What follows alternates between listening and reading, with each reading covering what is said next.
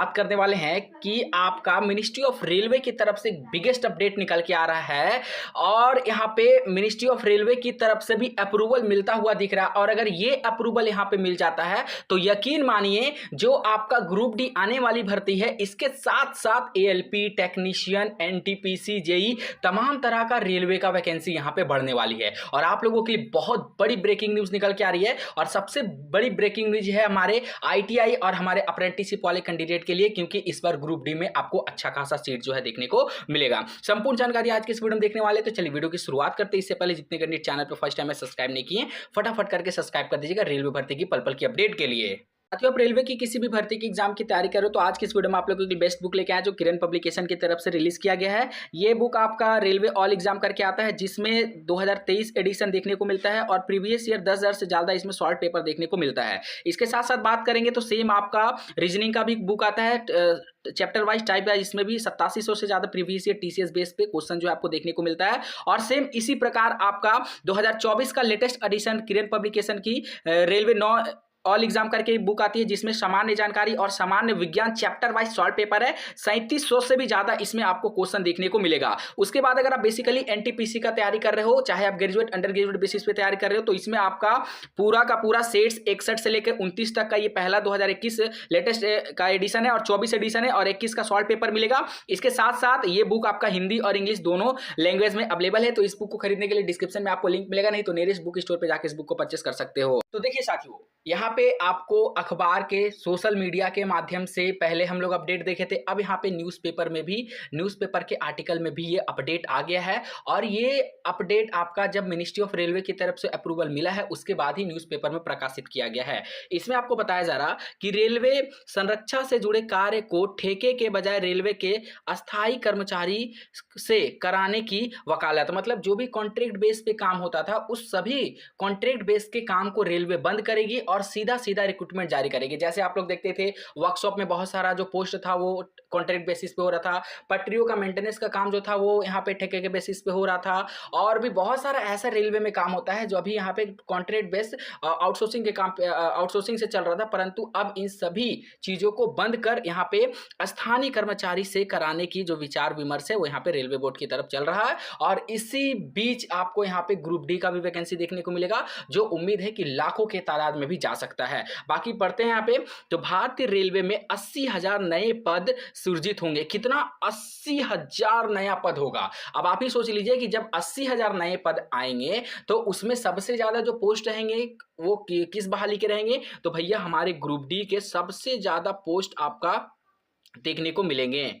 ठीक है, group D के सबसे ज्यादा पोस्ट इसमें आपका ट्रैक मेंटेनर का रहेगा, पॉइंट्स मैन का रहेगा, और ना जाने कितने ऐसे ऐसे नए पोस्ट का निर्माण किया जा रहा है जिसमें आपका सबसे ज्यादा लेवल 1 के कर्मचारियों की आवश्यकता है। और इससे पहले भी रेलवे बोर्ड का, रेलवे के सीईओ का एक ऑफिशियल बयान भी आया था। चलिए आगे देखते हैं कि पिछले 8 साल में कई बार रेलवे बोर्ड ने नई परिसंपत्तियों के नुकसान में भारतीय रेलवे में नए पदों के सृजन करने की पहल की है। नई ट्रेन और मालगाड़ी, नई रेल लाइनें, सेमी हाई स्पीड पर चलने के लिए ऑटोमेटिक सिग्नल सिस्टम और टक्कर रोधी नई तकनीक कवच और विद्युतीकरण आदि के कारण रखरखाव, मरम्मत और सुरक्षित ट्रेन परिचालन के लिए भारतीय रेलवे में 80,000 से अधिक नए पदों का सृजन किया गया है। सोच लीजिए कि 80,000 से भी ज्यादा नए पोस्ट यहाँ पे क्रिएट हो रहे हैं, जो एक बहुत बड़ी बात है। और ये जो 80,000 से ज्यादा यहाँ पे पोस्ट क्रिएट हो रहे हैं उसका वैकेंसी लगातार यहाँ पे आएगा। और सबसे बड़ी बात यह है कि ये जो 80,000 से ज्यादा पोस्ट क्रिएट हो रहे हैं उसका जो काम है वो ठेके पे नहीं दिया जाएगा, परंतु इन सभी के लिए यहाँ पे स्थानीय कर्मचारी की रेलवे बहाली करेगी। इसके अलावा भारतीय रेल में 61,529 खाली पदों पर चल रही भर्ती प्रक्रिया दिसंबर 2024 तक कर ली जाएगी। यहाँ पे बोला जा रहा है कि जो वर्तमान समय में आपका 61,529 वैकेंसी का जो प्रोसेस चल रहा है वो दिसंबर तक कंप्लीट कराने की बात कही जा रही है अकॉर्डिंग टू न्यूज़पेपर। अब 61,000 में कौन कौन सी वैकेंसी आएगी? तो आपका एएलपी हो गया आपका 18,700 और टेक्नीशियन हो गया 14,000, उसके बाद आपका जेई हो गया 7,951, एनटीपीसी हो गया आपका 11,558 और उसके बाद पैरामेडिकल का 1,300 वैकेंसी आ गया। तो ये सभी जब पोस्टों को मिला लोगे आप तो लगभग यहाँ पे 61,529 पदों का जो ब्यौरा है वो दिया जा रहा है। रेलवे बोर्ड के एक वरिष्ठ अधिकारी ने बताया कि विभाग में अधिकांश नए पदों का सृजन सुरक्षा वर्ग में किया जाएगा। इसमें प्रमुख रूप से देखिए, ये सभी आप लोगों के लिए बहुत जरूरी है। ये जो यहाँ पे पॉइंट बोला गया ना, ये ग्रुप डी वाले साथियों के लिए बहुत जरूरी, जितने भी साथी ग्रुप डी की तैयारी कर रहे हैं, यहाँ पे बोला गया है कि प्रमुख रूप से signal and telecom, civil engineering, electrical rolling stock, train engine workshop और लोको से ट्रैफिक, ट्रेन परिचालन, मैकेनिकल आदि विभागों में पदों का सृजन किया जाएगा। ठीक है, तो ये जो यहाँ पे डिपार्टमेंट है वो most of the department group D के अंतर्गत आता है, क्योंकि यहाँ पे देखिए कल के डेट में एक नोटिस भी आया था कि आईटीआई किस पे लागू रहेगा, तो वहां पे भी बताया जा रहा है कि जो एसएनटी पोस्ट है और आपका सिविल इंजीनियर पोस्ट है, इलेक्ट्रिकल का पोस्ट है, मैकेनिकल का पोस्ट है, उन सभी पोस्टों पर आईटीआई लागू रहेगा। इसका साफ साफ ये मतलब निकल रहा है कि इन सभी पदों पर आपका सिर्फ और सिर्फ ग्रुप डी की भर्ती आने वाली है और यहाँ पे बम्पर भर्ती इस बार आप लोग देखने को मिलेगी आप लोगों को। उसके बाद यहाँ पे आगे बढ़ोगे तो आगे आपका बताया जा रहा है कि 61, उसके बाद देखिए यहाँ से पदों का सृजन किया जाएगा। रेलवे बोर्ड के चेयरमैन व सीईओ सतीश कुमार ने वित्त मंत्रालय को लिखे पत्र में उल्लेखित किया है कि रेलवे ट्रैक, पुल, कोच, सिग्नल आदि का मरम्मत कार्य आउटसोर्सिंग ठेका पद्धति से कराना व्यवहारिक नहीं है, यानी रेल सुरक्षा से जुड़े कार्यों को ठेका के बजाय रेलवे स्थानीय कर्मचारी से करने की वकालत की जाए। बहुत इंपॉर्टेंट पॉइंट बोला गया है साथियों कि जो भी कॉन्ट्रैक्ट बेस पे यहाँ पे काम हो रहा है उन सभी कॉन्ट्रैक्ट बेस के काम को खत्म करके रेलवे यहाँ पे